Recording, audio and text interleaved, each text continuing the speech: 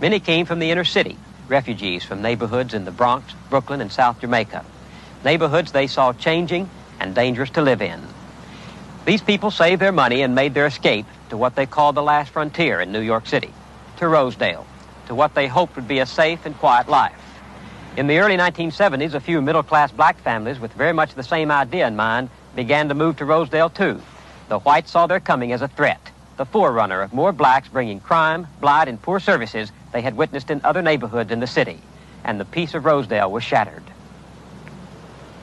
In 1971, a score of men and teenage boys using axes and picks nearly destroyed a house reportedly bought by a black man married to a white woman.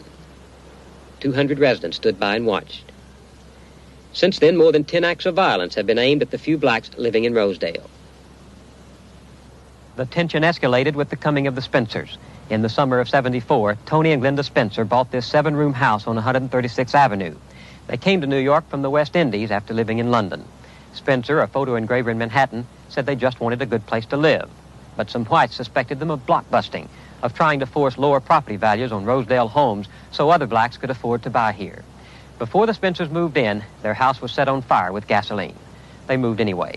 On New Year's Eve day a year ago, while the Spencers and their son slept, a pipe bomb exploded on the porch and smashed through the windows of the house. Police said the bomb was intended to wipe out the family. Attached to the bomb was a note that read, "Nigger be warned. We have time. We will get your firstborn first." It was signed, "Viva Boston, KKK." Down with the Nazis! Down with the Nazis! Down with Hitler, brother! We decided that we would come down here and do whatever we could to help the Spencer family, to help any family that wants to move into a neighborhood and something goes wrong. Somebody comes, bombs their home, burns them, tells them to go back to Africa or some other slur, right? We are outraged by this. This is something that someone dreamed up that we have to mingle. I don't really think that that's life. I think we have basic differences. Our lifestyles are entirely different. If I don't feel that I want to mingle with blacks, there's no law in the world that can make me. And this is the issue here. Mike Biggio, unemployed accountant, bought his house in Rosedale for his mother, now deceased. Biggio is one of 2 men charged with bombing the Spencer home. They were acquitted. They're afraid of losing everything that they've worked for. Why should they lose it? Because a black family moves in? That they should be afraid of losing everything they worked for? How would they lose it? How would they lose it? You tell me, how would they lose that? They'd say to you, there's going to be crime here. We've got crime by the firebombing and the pipe bombing that was projected by the whites on a black family. So there's crime right here. There's crime in all neighborhoods, so we're not going to bring any more crime. They'd say our property values are going to go down. It certainly hasn't, and it certainly does not go down. They'd say my daughter is going to be mugged in school. My wife is going to be raped by a black person. Vice That's versa. going on before we got here. That could easily happen to anybody, blacks or whites. I mean, nobody wants this for themselves, whether it's a white family wants their children to be raped, black families wants their kids. Who wants that?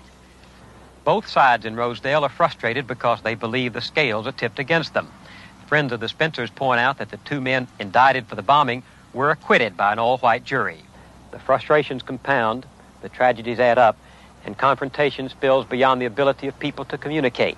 It spills into the darkest passions, it spills into the streets, and more frightening than all, it spills into the next generation. They shouldn't be here. People know that white and black people are never going to get along, so they should just stay apart, you know? Common sense. They just shouldn't try and get together because they just don't like each other, and they never will. It's the truth. What do you think of black people? I don't like them. Why? I really don't.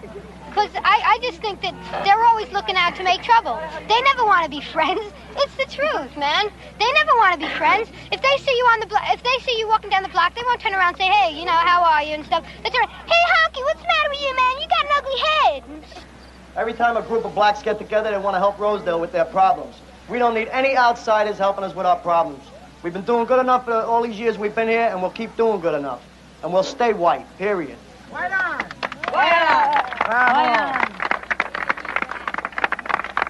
White on! This is the thing, white on, everybody. Just like the other just like our other slogan, black is beautiful, but white is out of sight. That's all we got to say. They had right on, we got white on. Now we say we are white, and we are proud of being white. Hey, look. Let me tell you something. We all came into this country in plain English on the heels of our ass. The white ethnic American, that's Italians, that's Irish, that's Germans, that's Jews. Everybody that came into this country came in with nothing. And we got something. Nobody ever did me any favors. Nobody gave me anything. Anything I got, I worked for. These people want anything, and they don't want to work for anything. This is what they want. They come up from the South, they go on welfare. They come from Puerto Rico, they go on welfare. We're sick of paying for these people. Go home with the kids, son. Professional blockbusters, that's what they are. I hate niggers. Coming back on slow. Let's get back to Mama.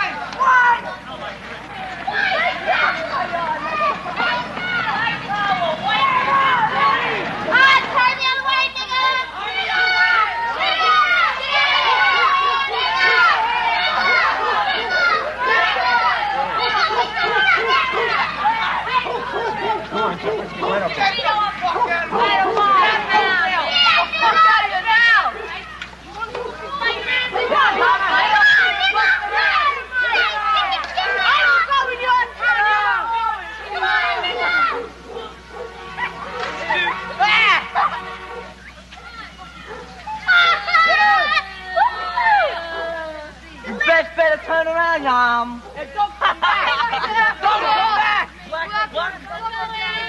Don't come back. There's a new boy corner with that. Come on, Yum. We were riding down this block, and these white people start saying, "Get out of here, niggas. You know, get out of my neighborhood. Don't come to this neighborhood." Then they start hitting on her. Throwing rocks and everything else. Throwing rocks. Because we were in their neighborhood. We went on a bike hike to McDonald's. We didn't mean to bother anybody. We had a nice We saw a time parade. We down saw there. a gathering, so we went down there to see what was happening. All right. I mean, we didn't bother anybody. We weren't looking for trouble. I never even know people around here were like that. I've never experienced anything like this in my life. What happened to you? Nothing happened to me, but this little boy, short boy about my size, or little short, had picked up a rock, and he was in the front of all these tall hunkies. But he threw the rock. He tried to hit my sister, but he almost hit me about that much away from me. And I was sure wish he had hit me with that rock. I would pick up the rock right next to me and hit him right dead in his face. They always say niggas are doing everything. They always say we're doing everything, right? We didn't. Every time the white people come down the block, we don't push them out their neighborhood and throw rocks and start hitting them. We don't bother the white people around our neighborhood, but when we get in a white neighborhood, they just push us out. Yeah. Everybody with us, we're nothing, you know. We're a piece of dirt. Dogs. I mean, that's the way you treat an animal. I mean, God, we're human beings. You don't treat other people like that. It's just wrong. Black, white, I don't care. A person is a person. Skin should have no bearing on how you treat a person. That's just wrong. I hate their goddamn guts. Speak. I can't say that I hate them. I can't say that it's totally the kids' fault. I mean, I'm sure their parents had some bearing on the way they feel and everything else. I think it's just the system. I don't know. I can't say that I hate them because I don't hate anybody. Do you forgive them? No. No. Can't take back no hurt. But they gonna always do that. They always spit on us like we some dogs. They always gonna spit back on them. Ain't nothing gonna change.